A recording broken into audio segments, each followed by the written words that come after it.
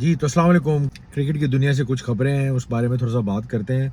सबसे पहले तो बात करते हैं Pakistan versus South Africa test series के लिए जो स्क्वाड अनाउंस हुआ है। स्क्वाड में कुछ ऐसे प्लेयर हैं जिनसे काफ़ी लोगों को मसला और बहुत सा रोला डला हुआ है और मुझे लगता है कि कुछ काफ़ी सही रोला डला हुआ है क्योंकि जिस तरह की सिलेक्शन हुई है, काफ़ी हैरानगी हुई है। उस बारे में थोड़ा-सा बात करेंगे तो पाकिस्तान ने कुछ ऐसे प्लेयर सेलेक्ट किए हैं जिसका दूर-दूर तक कोई नामो-निशान ही नहीं था। उन्होंने एक प्लेयर सेलेक्ट किया आसिफ अफरीदी। आसिफ अफरीदी लाहौर कलंदर से खेलते हैं अगर आपको पता हो, बट मुझे लगता है कि आसिफ अफरीदी और सईद अजमल में शायद 1 साल का ही फ़र्क होगा। तो हम कहाँ जा रहे हैं, आगे जा रहे हैं या पीछे जा रहे हैं, ये समझ नहीं आ रही। यहाँ से अंदाज़ा लगा सकते हैं कि इसकी सिलेक्शन कैसे हुई है। मतलब उसकी एवरेज कोई ख़ास नहीं है। तो फर्स्ट क्लास में अगर उसकी परफॉर्मेंस देखें तो कोई 25 की एवरेज है उसकी और स्ट्राइक रेट उसका कोई 52 का है। और अगर लिस्ट ए में देखें तो उसकी कोई 29 की एवरेज है और स्ट्राइक रेट अराउंड कोई है 38.5। तो ये जो सिलेक्शन हुई है ये काफ़ी हैरानगी हुई है लोगों को, काफ़ी अवाम जो क्रिकेट फैंस हैं उनको समझ नहीं है कि यार ये क्यों हुआ है। और मुझे जहाँ तक लगता है कि जी ये ज़ाहिर सी बात है डायरेक्ट इन्फ्लुएंस आकिब जावेद साहब का है। आकिब जावेद साहब ने कोई कसर नहीं छोड़ी पाकिस्तान क्रिकेट को तबाह करने में। पहले एज अ कोच थे, वहाँ उन्होंने गंद मचाया। अब सिलेक्शन टीम में जो इन्वॉल्वमेंट है उनकी, वहाँ आप गंद मचा रहे हैं। आप क्लियरली अंदाज़ा लगा सकते हैं कि पास्ट कुछ महीनों में जो सिलेक्शंस हुई हैं, लाहौर कलंदर्स को हमेशा पुश किया जा रहा है और ओडीआई और टी20 में माइक हसन अपनी इस्लामाबाद यूनाइटेड वाली टीम आगे करी जा रहे हैं। तो ये क्रिकेट का बेड़ा अगर कैसे ही होगा, जाहिर सी बात है। अगर आपका जब टेस्ट मैच का कोच अज़हर महमूद होगा और अगर आपका बैटिंग कोच जब इमरान फ़रवत होगा, तो इमरान फ़रवत का कोच मुझे नहीं समझ आती कि किस बेस पे बनता है। ठीक है, इन्होंने कोचिंग कोर्सेज किए हुए हैं यार। पाकिस्तान क्रिकेट टीम का बैटिंग कोच समझिए, Pakistan cricket team is all over place, literally कोई सिर पैर नहीं है। साइम अयूब को आपने टेस्ट मैच से ड्रॉप कर दिया ओडी और टी20 की बेस पे। इमामुल हक को आप ले आए क्योंकि जो इमामुल हक ने जी डोमेस्टिक में परफॉर्मेंस दिया है और टेस्ट मैच में आपने उनको जगह दी है। मुझे लगता है कि उसको बहुत चांसेस मिल चुके हैं।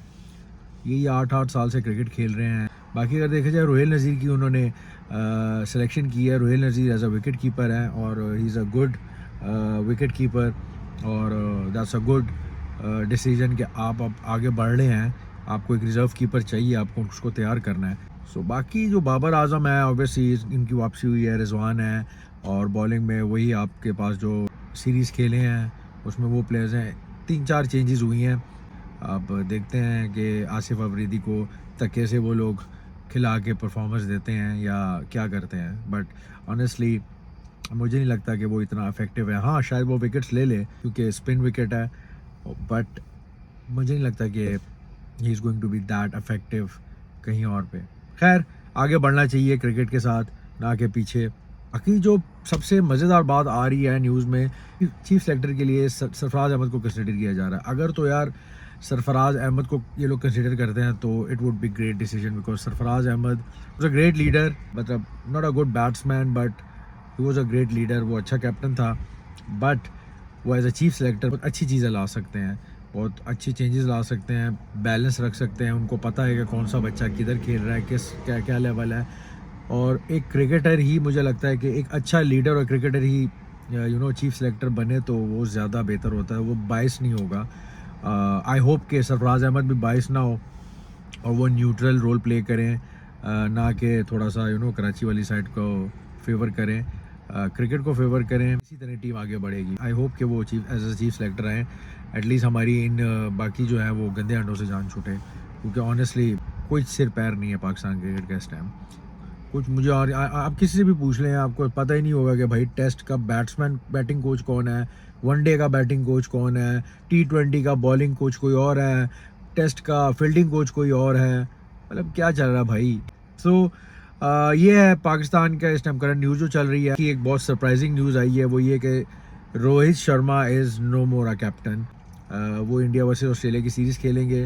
विराट कोहली भी कम बैक कर रहे हैं, बट मुझे लगता है जाती है उसे एज ए कैप्टन सैक करना। देखिए, मुझे लगता है कि विराट कोहली और रोहित शर्मा ने जितनी कंट्रीब्यूशन इंडियन क्रिकेट टीम को दी है किसने नहीं दी। आप सचिन तेंदुलकर की बात करते हैं, ठीक है, ही वाज अ ग्रेट बैट्समैन। उन्होंने 20 साल सर्विस की, उन्होंने 20-25 साल क्रिकेट खेली, बट ऑनेस्टली उस 20-25 साल में शायद इतने नहीं जीते होंगे ये लोग आईसीसी टूर्नामेंट्स जितने रोहित शर्मा और विराट कोहली ने जितवाए हैं।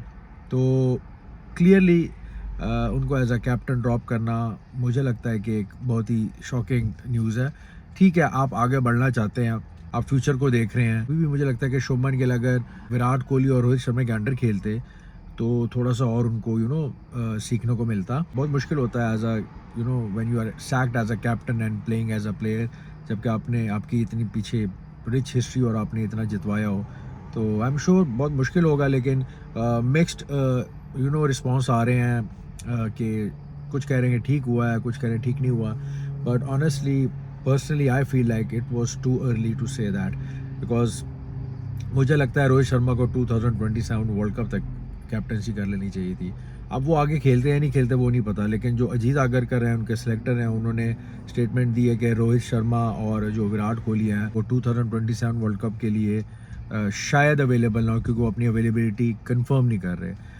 कितना बड़ा कम्युनिकेशन गैप है बिटवीन सेलेक्टर्स एंड प्लेयर, जो कि मुझे लगता है नहीं होना चाहिए, क्योंकि इट्स क्लियर उन्होंने बड़ी दफ़ा बताया है कि हम 2027 वर्ल्ड कप खेलेंगे।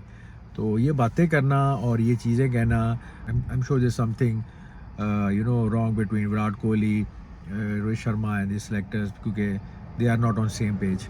क्योंकि सबसे बड़ी बात है गौतम गंभीर इज़ अ बिग इन्फ्लुएंस, जो ये चाहते हैं कि ये सारे जो बाबे हैं ना ये चले जाएं और हम एक नई टीम की तरफ आएँ। बट ऐसे एकदम साइडलाइन कर देना, I don't think so it's good decision from them. बाकी let's see how it goes. India में सीरीज़ है T20 और वनडे में भी, शायद ये इनकी आखिरी सीरीज़ हो, यू नेवर नो। क्योंकि अगर इन्होंने परफॉर्मेंस ना दी और जितना बड़ा कम्युनिकेशन गैप है, यू नेवर नो, शायद वो लोग टेस्ट और T20 की तरह इस तरह ही रिटायरमेंट ले ले।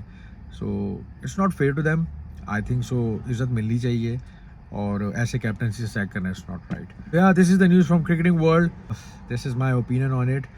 करेंगे बात और क्रिकेट न्यूज़ पे, और आपसे डिस्कस करेंगे। So keep following us. अल्लाह हाफिज़।